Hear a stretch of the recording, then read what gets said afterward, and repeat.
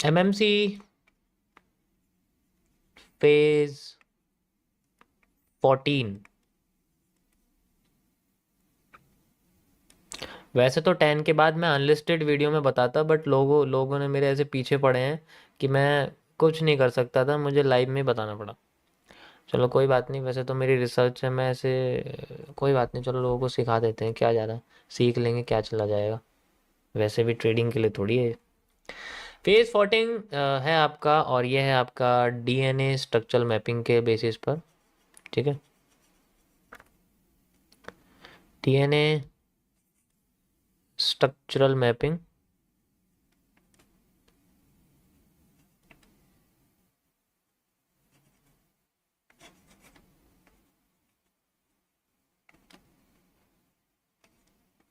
ठीक है, इसमें कई सारी चीज़ें हैं, एक नहीं है, बहुत सारी चीज़ें हैं, जिसमें से मैं आपको बस एक छोटा सा पॉइंट बताऊंगा।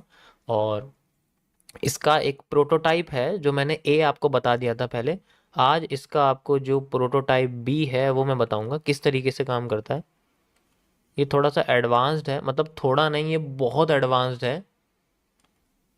मेरा दिमाग इसमें ऐसा खर्च हुआ है ना, तगड़े तरीके से, बहुत तगड़े तरीके से खर्च हुआ है इसके अंदर। प्रोटोटाइप भी है, और इसको मैंने डे ड्रीम सेटअप जैसा जो है वो यूज़ किया हुआ है, यानी कि डे ड्रीम मेथड है इसके अंदर। कैसे इसको यूज़ करते हैं देखो, ये बहुत मुश्किल है समझना इसको, क्योंकि अभी जैसे भी आपने देखा मार्केट में जो सिंपल चल रही है, तो उसमें कोई दिक्कत नहीं है कि वो हम इजीली उसमें से प्रिडिक्ट कर सकते हैं। लेकिन अगर वो टेढ़ी मेढ़ी चल रही है, तो उसमें कैसे यूज़ करेंगे, उसकी बड़ी कहानी होती है, उससे तो दूर रहने काफ़ी होता है।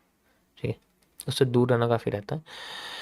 इसमें किस तरीके से हम लोग काम करते हैं, पहले मैंने आपको बताया था कि जैसे अगर मार्केट का कोई सा भी स्ट्रक्चर हमें चलता हुआ दिखता है, हम लोग कुछ भी रिपीटेशन कर सकते हैं किसी भी चीज़ का। अगर हमारे पास में सिर्फ सप्लाई डिमांड है, तो हम सिर्फ सप्लाई डिमांड से कैसे आने वाले मूव्स को कैसे मेज़र कर सकते हैं, ये मैंने आपको इसमें सिखा दिया था। कि अगर मेरे पास एक सप्लाई है लाइक दिस, इस तरीके से सप्लाई मुझे मिल रही है, ठीक है, उसके बाद मेरे पास कुछ डिमांड्स हैं, मार्केट इस तरीके से लेके जा रही है, फिर सप्लाई आती है, लेकिन इस तरीके से बस ये। तो मैं सिर्फ पूरी मार्केट के स्ट्रक्चर को सिर्फ इन दोनों मूव से बना सकता हूं।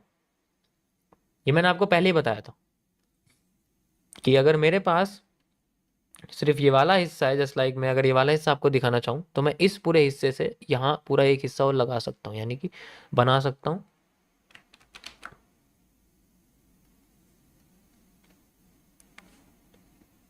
ठीक है, ऐसा हिस्सा मैं यहाँ पर क्रिएट कर सकता हूँ जस्ट लाइक दिस। लेकिन हर बार ऐसा होता नहीं है। लेकिन अब जैसे अगर मैं बोलूं आपसे कि मेरे पास मार्केट का इतना मूव है, और इससे पहले भी कुछ मूव्स है, तो मुझे इसकी हर पॉसिबल मूवमेंट को प्रिडिक्ट करना पड़ेगा, अगर मैं यहां से आगे के स्ट्रक्चर को लेके चलूं। मैं आपको एक एग्जांपल देता हूं, इसका इस्तेमाल मैंने किस तरीके से किया हुआ है। जैसे एग्जांपल मैं आपको दे रहा हूं, जस्ट लाइक एग्जांपल कि मेरे पास एक इन्वेस्टर है। ठीक है, इन्वेस्टर चाहता है कि उसको टोटल 2% का रिटर्न चाहिए अपनी कैपिटल पर। मान लो एग्जांपल के लिए उसे 2% का रिटर्न चाहिए, उसे 2% का रिटर्न चाहिए। उसने बोला कि मुझे आने वाले 4 से 6 महीने के अंदर ये रिटर्न चाहिए। अगर वो 2% कह रहा है, तो आप कैपिटल समझ सकते हो कि मिलियंस में है। ठीक है, अब 2% के रिटर्न के लिए ऑब्वियस सी बात है, जो रिस्क है वो बहुत ही कम है, यानी कि 0.8% से लेके, ठीक है, 1% तक का रिस्क होता है, इससे ज़्यादा नहीं होता कभी भी। 0.8% से लेके 1% का रिस्क है। इसका मतलब अगर देखा जाए, मैं इसको पहले से ही कैलकुलेट कर लूँ, तो मेरे पास टोटल 3 से 4 ट्रेड्स लगती हैं। अगर मैं एज ए ट्रेडिंग के बारे में बात करूं, तो मेरे पास 3 से 4 ट्रेड्स लगती हैं टोटल। एक कैपिटल मैनेजमेंट सिस्टम मेरे पास निकल के आ गया, this is my CMS, the capital management system which I prepared myself for making the skeleton system of the market future moves. मेरे पास पूरा सिस्टम आ चुका है। अब मुझे एक टाइम फ्रेम, एक चार्ट और एक रेंज एनालिसिस अच्छे से आइडेंटिफाई करना पड़ेगा। उसके बाद मैं आने वाले टाइम को इस तरीके से मैनेज करूंगा कि मैं अपने मार्केट के उन स्ट्रक्चर्स के साथ पहले से ही पेंडिंग्स क्रिएट कर सकूं। This is use for the pendings. You all know what are pendings? Appendix नहीं, पेंडिंग्स, पेंडिंग ऑर्डर्स जैसे हम लोग बोलते हैं, पीओ। पीओ इस तरीके से होता है, पीओ। ठीक है, मेरा पेंडिंग ऑर्डर है।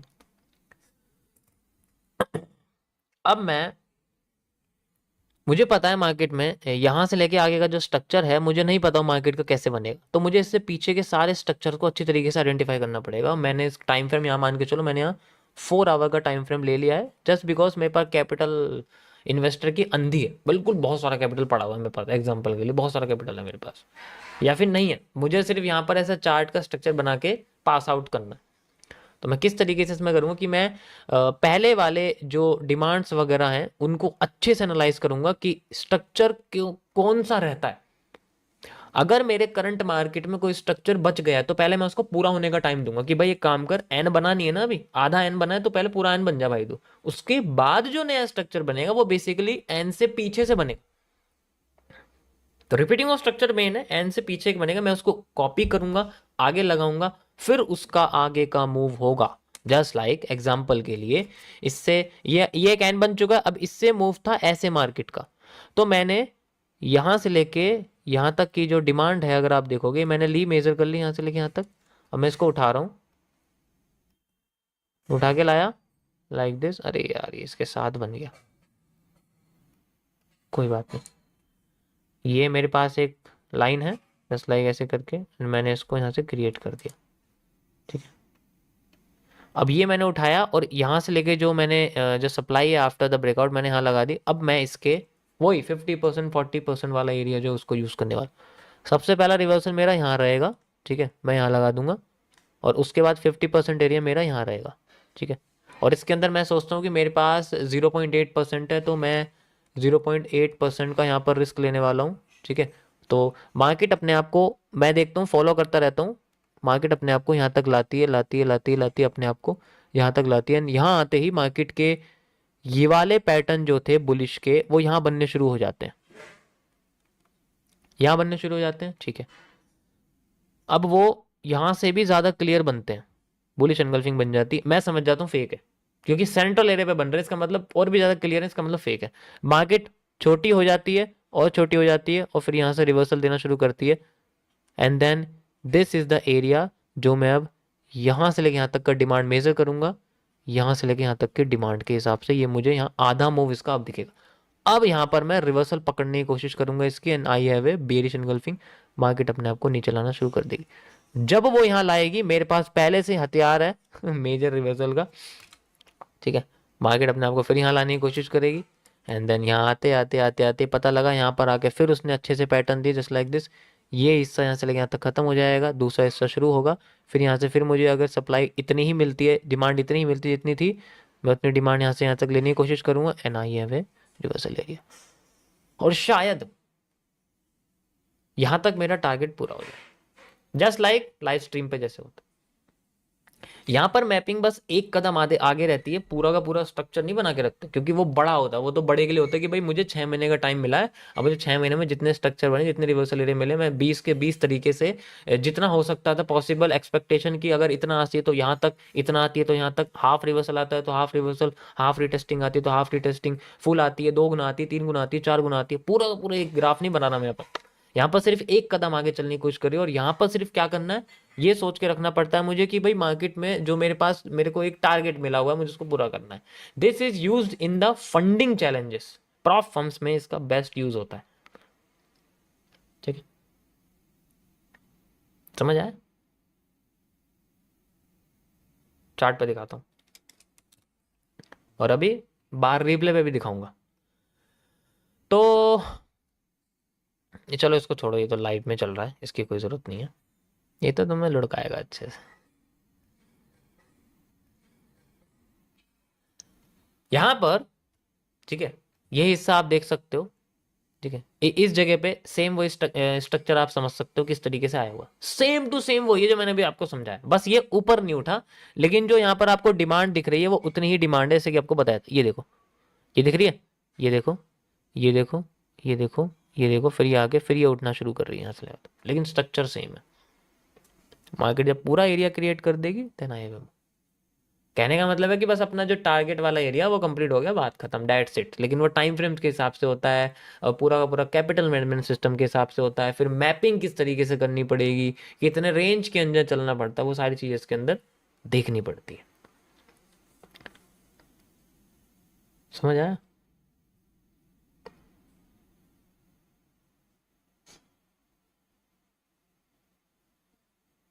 समझ आए?